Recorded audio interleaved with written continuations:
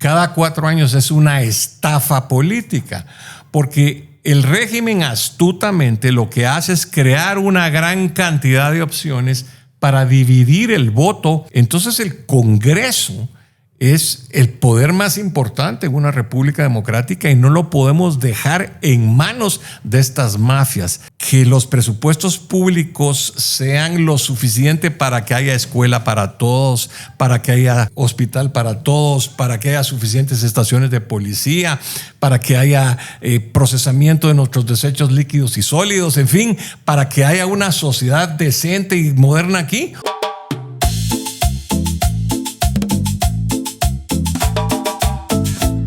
Bueno, bienvenidos y bienvenidas a esta segunda temporada de este podcast que hemos traído a diferentes invitados para discutir temas de la coyuntura, para que ustedes también conozcan personajes de la vida social, política, en algunos casos deportiva también, porque hemos tenido algunos deportistas en la primera temporada y esta segunda temporada vamos a seguir en esa misma dinámica para que ustedes conozcan personajes, para poder discutir temas de la coyuntura y pues hoy discutir un tema bastante importante, qué es lo que está pasando en el país, qué es lo que está pasando en Guatemala. Es importante conocerlo, el poder tener a un invitado que tiene experiencia, que incluso lo hemos visto en varios videos explicando el sentir ciudadano de aquellos temas que a la población guatemalteca le afectan. Hoy tenemos con nosotros al ingeniero Leonel Toriello. Bienvenido, ingeniero. Ahí lo hemos visto como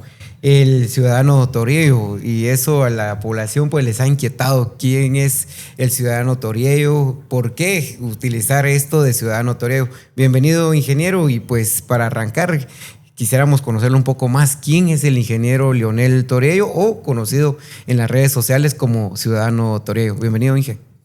Pues en primer lugar, muchas gracias, José, por esta invitación a dirigirme a su público. Pues efectivamente yo soy un ciudadano guatemalteco preocupado por lo que mira en relación al rumbo que tiene el país. Somos un país con unos indicadores sociales abismalmente malos y que no mejoran con el tiempo. Solo para dar uno de los datos más espeluznantes, prácticamente 1 de cada 2 niños guatemaltecos padece de desnutrición infantil crónica, lo cual tiene una serie de implicaciones para el futuro del país tremendas, ¿verdad? Y vemos cómo las instituciones han perdido significado, han perdido utilidad para la ciudadanía. Tenemos una parodia de justicia aquí. Tenemos el ridículo espectáculo tercermundista de tener una de las más altas cortes del país integrada de forma ilegal, lo cual es casi increíble que la entidad que supuestamente va a defender la Constitución y la legalidad esté integrada ilegalmente. Y así podríamos seguir, como usted sabe, la situación es terrible. Y yo veo que el sistema político y social, las relaciones de poder en el país, si no hacemos algo los ciudadanos conscientes para que ese derrotero cambie, pues vamos camino a degradarnos cada vez más. Así es que por eso es que estoy participando en estos momentos en la discusión pública y por eso me da tanto gusto tener la oportunidad de conversar con usted, José. Muchas gracias. ¿De dónde sale el ciudadano Toriello? Porque para la población guatemalteca ha sido un tema de saber quién es el ciudadano Toriello. ¿De dónde viene esta parte de que lo hemos visto en sus redes sociales, utilizar este nombre como ciudadano Toriello?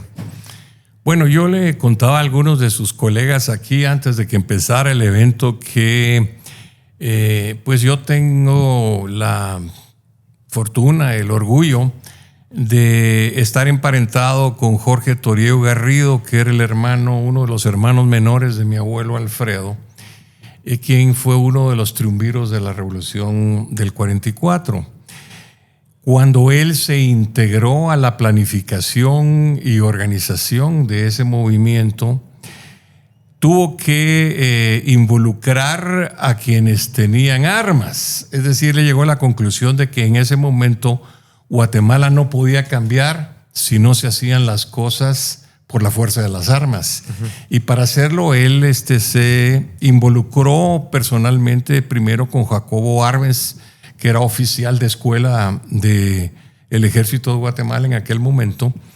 Y eventualmente los acontecimientos condujeron a que se involucrara también un oficial de línea que era Francisco Javier Arana. Y siendo ellos dos militares, a él le pareció importante que la población percibiera que esto era algo más que un cuartelazo, que no era un movimiento estrictamente militar, sino que era cívico-militar. Y entonces, para facilitar la comprensión de ese tipo de enfoque al pueblo, cuando se dirigían a sus compañeros triunviros, pues se le dirigían a ellos con sus títulos o con sus grados militares. Entonces, para diferenciarse de ellos, él invocó o utilizó el término de ciudadano, así como al capitán y, en fin, después coronel Arbenz Guzmán le decían coronel, pues a él le decían el ciudadano Jorge Toriello. Él fue, además de ser mi tío abuelo, fue mi padrino. Tuve una relación muy estrecha y muy cariñosa con él, y él siempre hizo mucho énfasis en que el país necesitaba desarrollar ciudadanía y que para que la sociedad realmente avanzara tenía que forjarse una ciudadanía vigorosa. Me parece que esa lección era muy rescatable, y por todas esas razones, cuando empecé a involucrarme en la discusión pública de los actuales problemas nacionales, consideré que era conveniente utilizar ese apelativo de ciudadano, que es algo que nos hermana a todos los guatemaltecos conscientes que queremos que este país sea mejor de lo que es hoy. Si hoy saliera a la calle y un ciudadano guatemalteco le preguntara cómo está el país, cuáles son los principales problemas que aquejan a la ciudadanía guatemalteca, ¿cuál sería la respuesta que usted le daría? Bueno, yo le diría que lamentablemente Guatemala es aún una sociedad abismalmente desigual, porque ha conservado estructuras premodernas que heredamos de la época colonial, sin que todos los intentos que se han hecho, que son muchos, hayan tenido éxito en realmente arrancarnos de esas estructuras premodernas, y seguimos entonces por eso siendo una sociedad fundamentalmente muy atrasada, muy injusta y con perspectivas disminuidas del progreso que podríamos tener. Esa es la condición, y eso es porque nosotros hemos tenido básicamente un régimen político que viene desde la época de la colonia, en el que las élites que más se benefician del estado de cosas se han opuesto a que abandonemos esas estructuras premodernas, y en la última, digamos, vuelta que ha dado este proceso recurrente de avanzar hacia la República Democrática para después retroceder inmisericordiamente, en la última vuelta que, digamos, empezó con la Revolución del 44, a lo que hemos finalmente llegado es a esta democracia de fachada, porque no es una democracia real. Y esa democracia de fachada es la razón fundamental de por qué no logramos avanzar.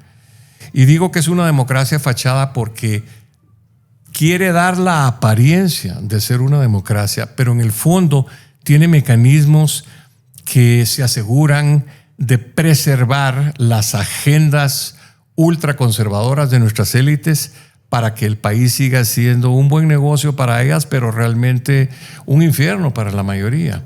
Esa es la problemática del país. Tenemos que dejar de ser una democracia de mentiras, una democracia de apariencias, y realmente constituirnos una auténtica república democrática que siga la ruta que los países que se han desarrollado siguieron antes, para nosotros también tener acceso a una vida decente, civilizada, moderna, en donde haya progreso para la mayoría. Hemos escuchado que en algunos momentos usted utiliza el término de régimen anciano, y escuchándolo ahorita me surge esa inquietud. ¿A qué se refiere usted cuando habla de ese régimen anciano? Pues mire, lo que ocurre es que la situación socioeconómica y sociopolítica que vive el país no es un accidente, ni es el proceso de una evolución ordenada, sino que, como mencionaba antes, es el resultado de varios procesos cíclicos en donde se hace un avance hacia la democracia para después sufrir una regresión en misericordia que nos sigue manteniendo atados a esas estructuras sociales premodernas. Entonces, esto que tenemos hoy, la cultura política que tenemos hoy, en realidad es una cultura que se gestó en el momento mismo de la independencia. En ese momento, las élites que dominaban el país, que estaban, digamos, emblematizadas por el llamado clan de Aycinena, llegaron a la conclusión de que no tenían el carisma, no tenían la popularidad necesaria para gobernar directamente el país. Algo que intentó Mariano de Aycinena efímeramente para ser derrotado militarmente después por Francisco Morazán. Pero en fin, cuando derrotaron a los Aycinena en ese primer intento de tomar el control directo del poder en el país, ellos se replegaron. Inclusive Morazán los mandó al exilio, y desde el exilio siguieron conspirando contra la instauración de la República Democrática en Guatemala, y la manera en que lo lograron fue financiando a un grupo de rebeldes que ellos veían que podían utilizar para derrocar a la República Democrática, a los gobernantes democráticos, y poner de regreso una especie de monarquía aldeana de facto que encarnó en Rafael Carrera. Y entonces, cuando eso ocurrió, descubrieron la fórmula que se sigue empleando hasta hoy. Las élites tras bambalinas subsidian, financian y apoyan a grupos de rufianes que sí tienen los arrestos, que sí tienen la piel suficientemente gruesa para hacer lo que hay que hacer para tomar el poder, y entonces a ellos los manipulan tras bambalinas y gobiernan por interpósita mano. Entonces es un régimen en el que las élites, por decir así, subcontratan a grupos de mafiosos que les hagan el trabajo sucio, y de esa manera ellos no tienen que gobernar abiertamente porque no lo pueden hacer. Ese sistema mutatis mutandi es el que seguimos teniendo. Las élites guatemaltecas han mantenido un sistema en el que grupos de rufianes organizados en supuestos partidos políticos, que no son tales porque aquí no hay partidos políticos reales, en esas organizaciones corporativizadas, clientelares, ellos se logran enriquecer, estos rufianes, siempre y cuando hagan avanzar o mantener las agendas de las élites, que en este momento es una agenda muy clara. Pero en fin, el asunto es que es un régimen que viene desde hace 200 años. Por eso lo llamo el régimen anciano. Pero en esencia es el mismo régimen. Una élite por detrás le da permiso a un grupo de rufianes para que tomen el poder, se enriquezcan al amparo del poder, a cambio de mantener en vigor su agenda conservadora. Pero con esto básicamente me trae esta frase que usa mucho la población guatemalteca, que pareciera ser que en este país nada cambia, que todo sigue igual. ¿Usted está de acuerdo con esta premisa que tienen muchos ciudadanos y que incluso la expresan libremente, y que pareciera ser que es una cuestión que se repite cada 4 años? ¿Usted cree que efectivamente en este país nada cambia, o está diseñado para que nada cambie?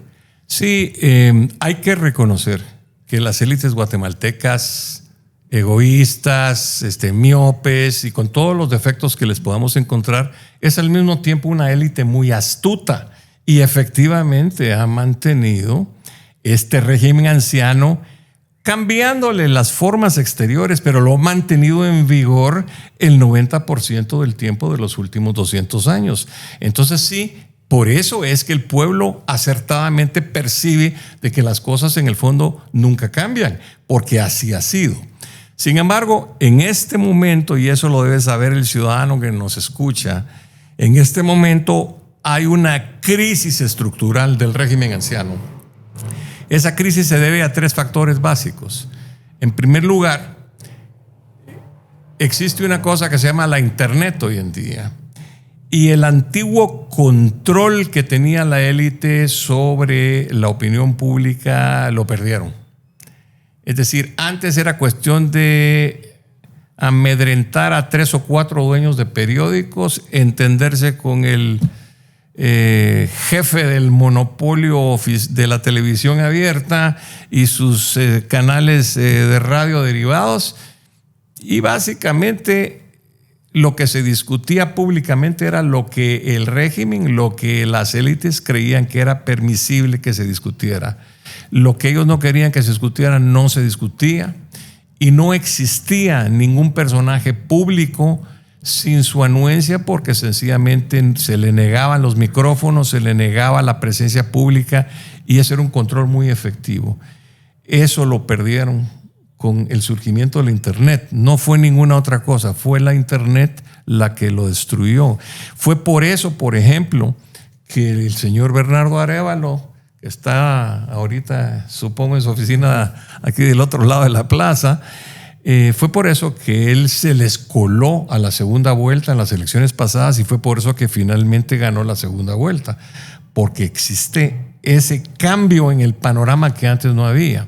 Adicional a eso, otro factor muy importante es que la anterior adhesión automática de la embajada americana a las agendas de la élite también lo perdieron, porque precisamente por mantener estas estructuras premodernas, las condiciones socioeconómicas se vuelven intolerables para la población, y eso alimenta la presión migratoria que empuja a nuestros desplazados socioeconómicos hacia las fronteras de Estados Unidos. Entonces, en Estados Unidos empezó a crearse un malestar bipartisano, porque decían ellos, ¿por qué está viniendo tanta gente a buscar trabajo aquí? Quiere decir que estos a quienes les hemos encargado las cosas allá en el trópico no están haciendo bien su trabajo, y perdieron, digamos, esa simpatía, esa adhesión automática que tenían de la embajada americana. Con ese telón de fondo es que vino la CICIG, por ejemplo. Con ese telón de fondo es que se explica también por qué empezaron a cambiar, digamos, las directrices hacia nuestra institución armada, que es el tercer factor que ha cambiado. Antes, una situación política convulsa podía conducir fácilmente a un golpe de Estado, a una interrupción del hilo constitucional.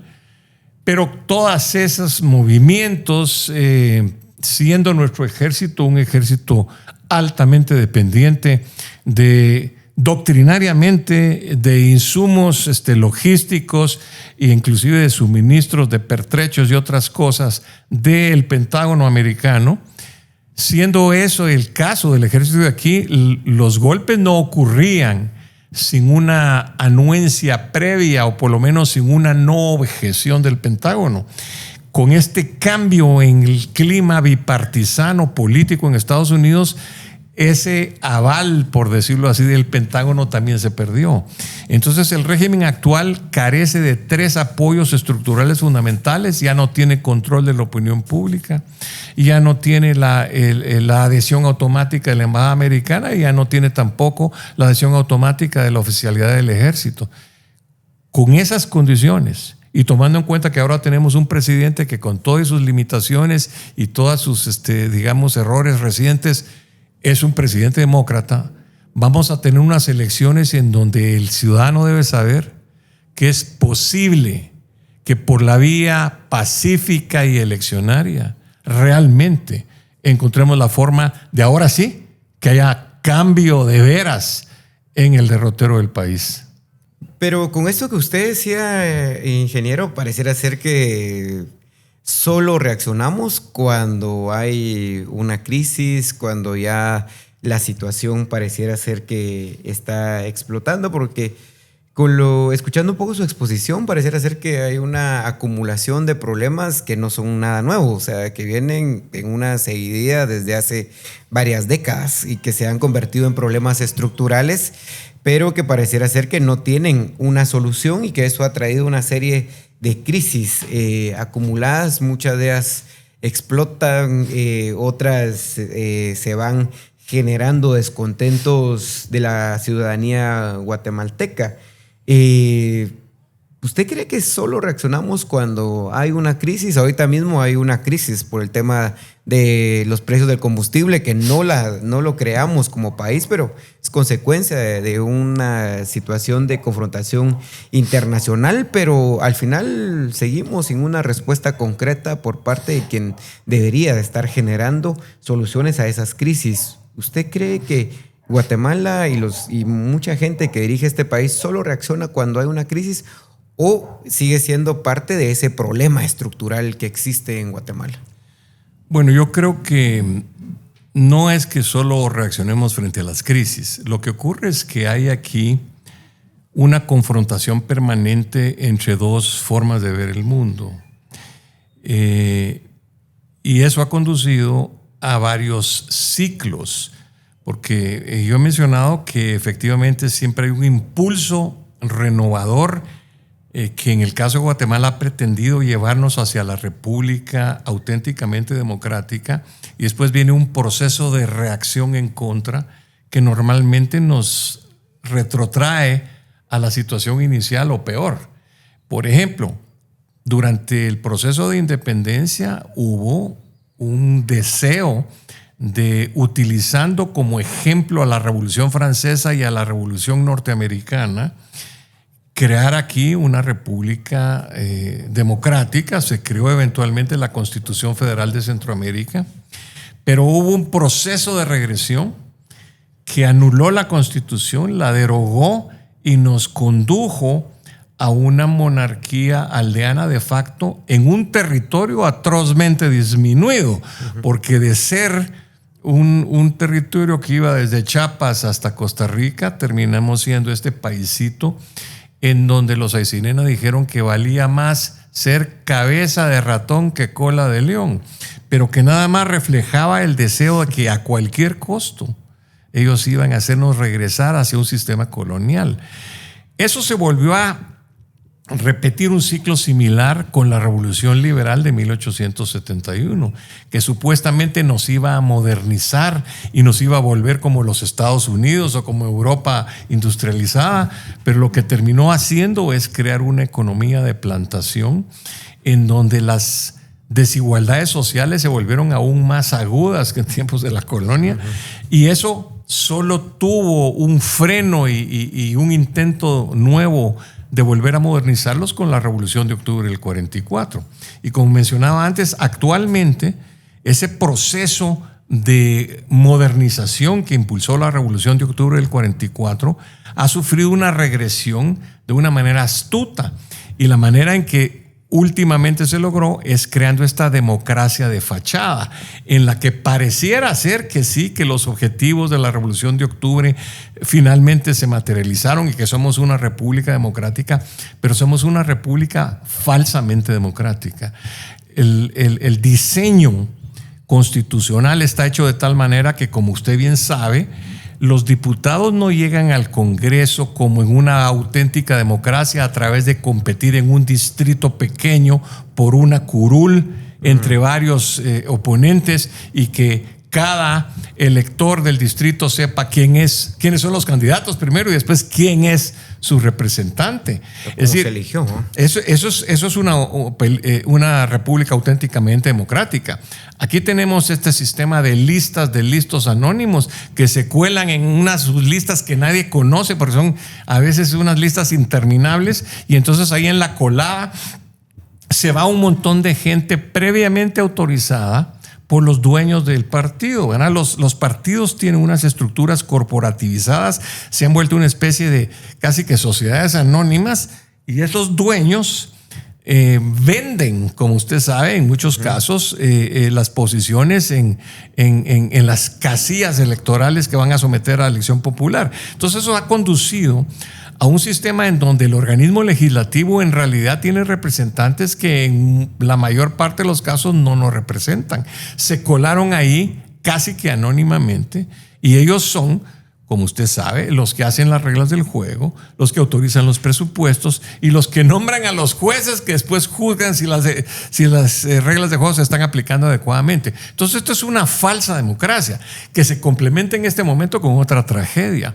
Tenemos en el poder local a alcaldes que se vuelven eternos porque hay reelección indefinida y a veces y no hay segunda vuelta en las alcaldías, y entonces con un 15% de los votos, digamos, un alcalde se mantiene perpetuamente en el poder, se roba todo lo que puede, se rodea de guaruros armados hasta los dientes, intimida a la población y finalmente encuentra los mecanismos para robarse los recursos del erario, por ejemplo, a través de los consejos de desarrollo que acaban de recibir ampliaciones presupuestarias que los han llevado actualmente a un presupuesto anual de 15,000 millones de quetzales, que es algo que es un número que creo que a la mayor parte de los ciudadanos ni siquiera les cabe en la cabeza.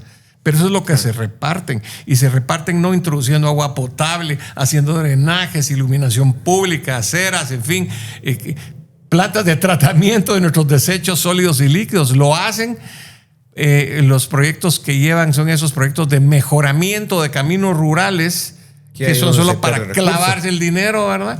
Y entonces tenemos un país que no progresa. Pero, vuelvo a insistir, el régimen está en crisis. Su desgaste estructural está a la vista. Hay una oportunidad para que los ciudadanos de bien se involucren en esta ocasión y lleven a una mayoría parlamentaria reformista al Congreso para cambiar estas reglas de juego en el próximo periodo. Hay una oportunidad que los ciudadanos conscientes no debemos de desperdiciar. Eso sí, eso tiene que partir de la conciencia de que tenemos básicamente que echar al chorizo a todo el régimen, a todo el sistema. La mayoría de los partidos, los 13 partidos que votaron por Molina Barreto, los 100 diputados que votaron por él, todos esos tienen que ir al chorizo. Tenemos que echarlos, y eso lo podemos hacer si a través de la internet creamos conciencia, ciudadanos. Es la manera de hacerlo. Hay ahora una oportunidad que antes no había, y creo que sea porque hay crisis, sea porque siempre ha existido aquí el deseo de modernizarnos y democratizarnos, sea por lo que sea, ahorita hay una oportunidad y hay que aprovecharla. Eso lo quería decir, ¿cómo explicarle a la población guatemalteca la importancia que tiene el Congreso de la República? Porque muchas veces se enfocan en la presidencia de la República, que es importante, que vamos a hablar de ella más adelante, pero ¿cómo explicar, cómo le explicaría usted a la ciudadanía, a los ciudadanos y ciudadanas que salen todos los días a trabajar, que han sacado adelante este país, la importancia que tiene saber elegir también la integración de ese Congreso de la República?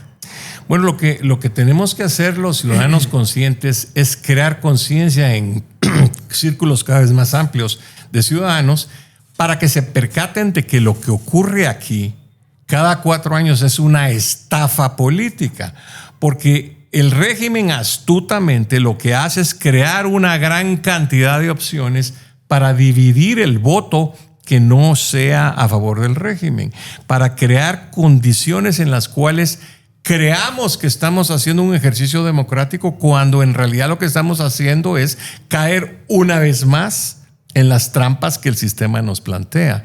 Entonces, el ciudadano se tiene que dar cuenta de que hay una especie de conspiración bicentenaria para mantenernos en el atraso, cobrar conciencia de que es hora de echarlos a todos al chorizo, a todos estos partiditos de mentiras que tienen controlado el Congreso, porque ahí se hacen las reglas del juego, porque ahí se nombran a los magistrados, a los jueces, a esos que después ejercen una dictadura judicial como los que tenemos ahorita.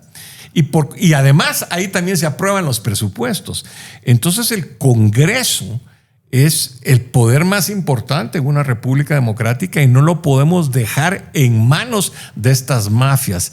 Así es que rebélese, ciudadano. Dese cuenta que ahora va a ser posible echar a todos esos mafiosos del poder.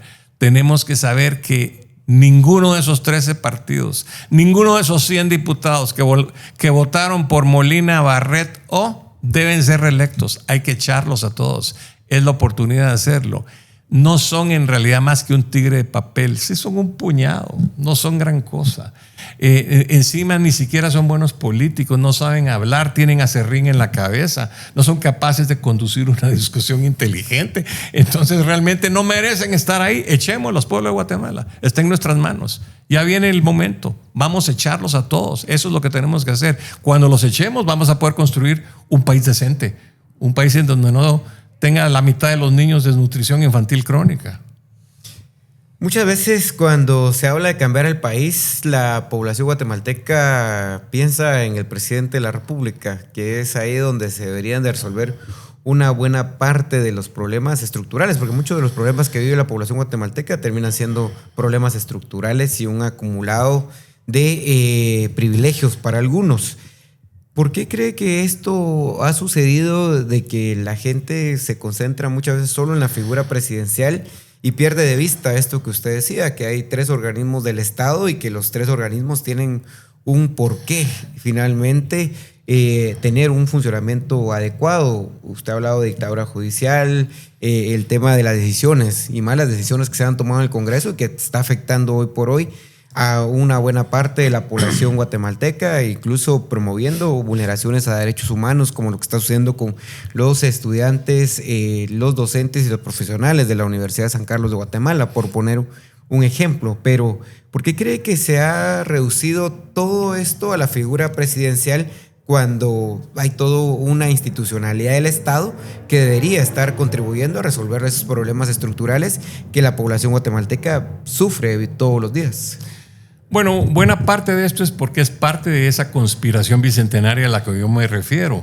Un pueblo bien educado, un pueblo bien informado es menos susceptible de ser engañado como nos engañan aquí cada 4 años.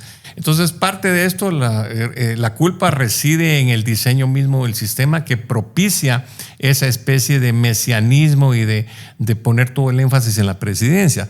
Pero digamos que el diseño constitucional clásico de una república democrática, con su división de poderes entre legislativo, ejecutivo y judicial, pues es un diseño muy importante, en donde por otra parte tampoco tenemos que pasar por alto que la figura presidencial sigue siendo un factor crucial para que las cosas funcionen bien.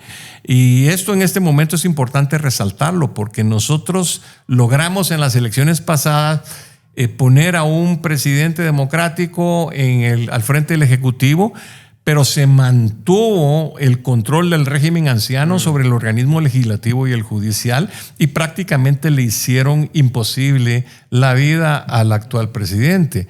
Pero eso también indica que tenemos como pueblo que tener la sabiduría de enviar una mayoría parlamentaria reformista al Congreso, pero que tampoco podemos volvernos a equivocar escogiendo un liderazgo ejecutivo que sea titubeante y tibio. Tenemos que tener también ahí una convicción y digamos, un liderazgo que efectivamente haga que la conjunción de los 3 poderes del Estado nos conduzca hacia una sociedad más humana, más próspera y más progresista.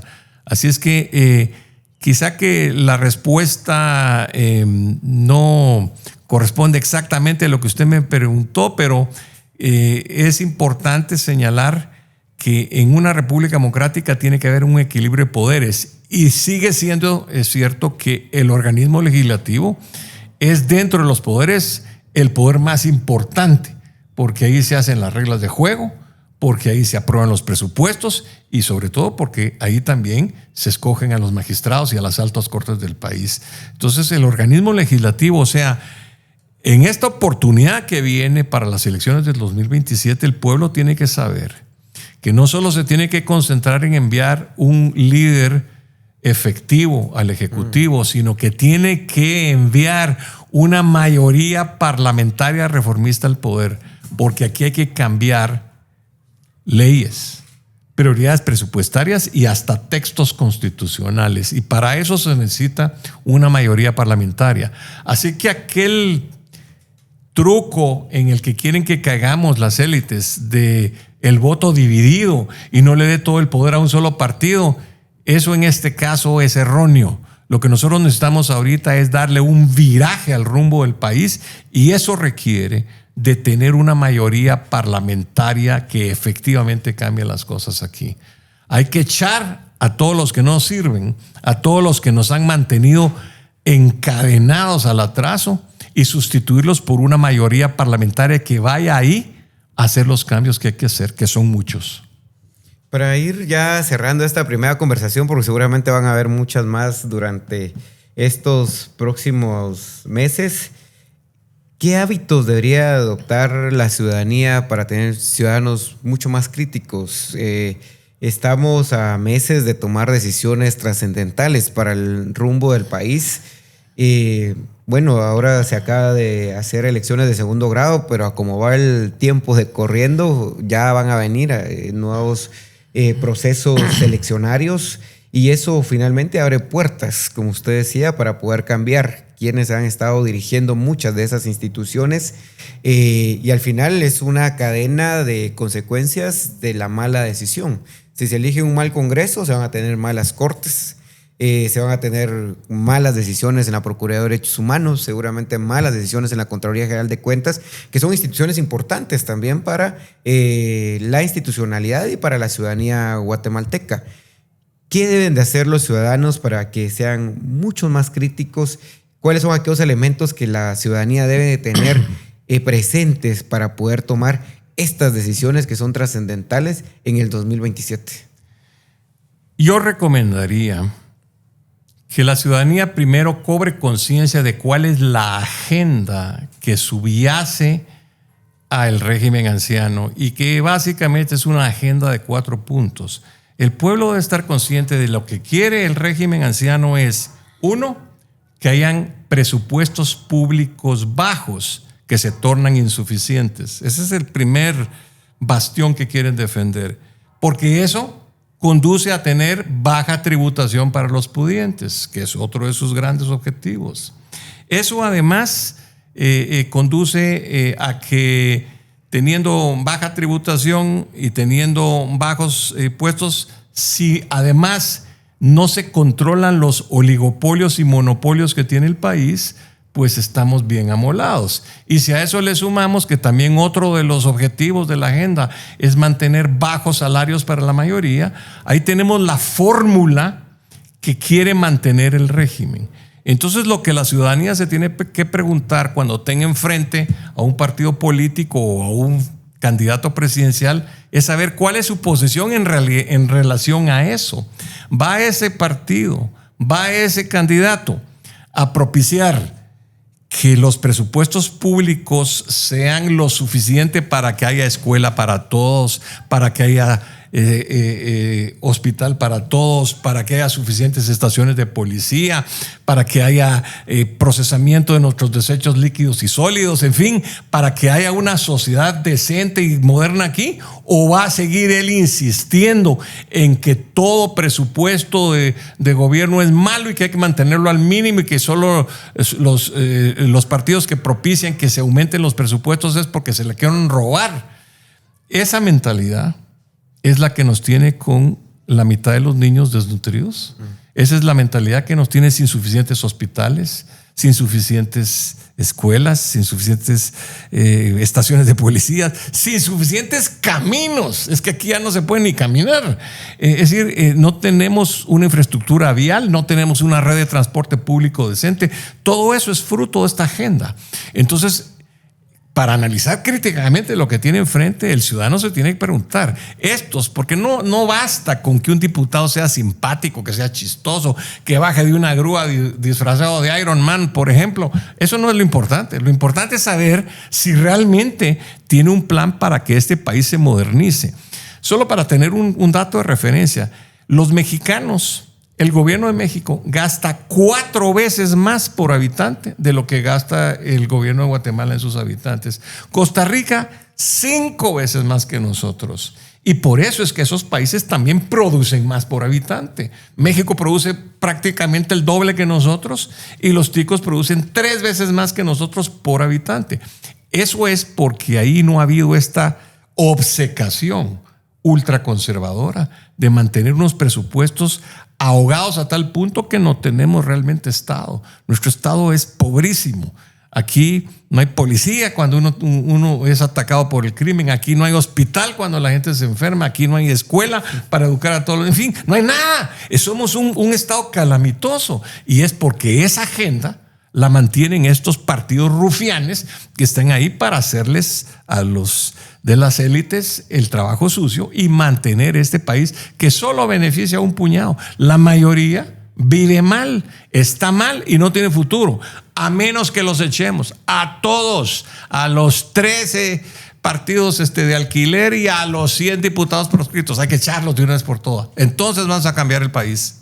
Gracias, ingeniero. Pues hoy tuvimos esta grata conversación hablando un poco de la realidad que vive el país, la situación en la que nos encontramos. Esta conversación seguramente va a abrir otras conversaciones durante los próximos meses. Es un gusto haberlo tenido en este otro episodio de este podcast que lo que ha tratado de hacer es abrir una ventana de discusión con la ciudadanía, con la población, el poder discutir temas de la coyuntura nacional, temas que le afectan a la población, y este espacio pues está abierto para los ciudadanos y ciudadanas que se quieran expresar, que quieran discutir temas. Aquí han estado estudiantes, aquí han venido docentes profesionales de diferentes ramas, incluso hasta deportistas hemos tenido, para abrir estas discusiones que son de importancia y de trascendencia para el país. Así que los esperamos en el próximo episodio. Denle en compartir, comenten, díganos a quién quieren ver por acá, qué otros temas quieren que abordemos, porque con gusto lo haremos y pues esperamos poderlos ver en un próximo episodio.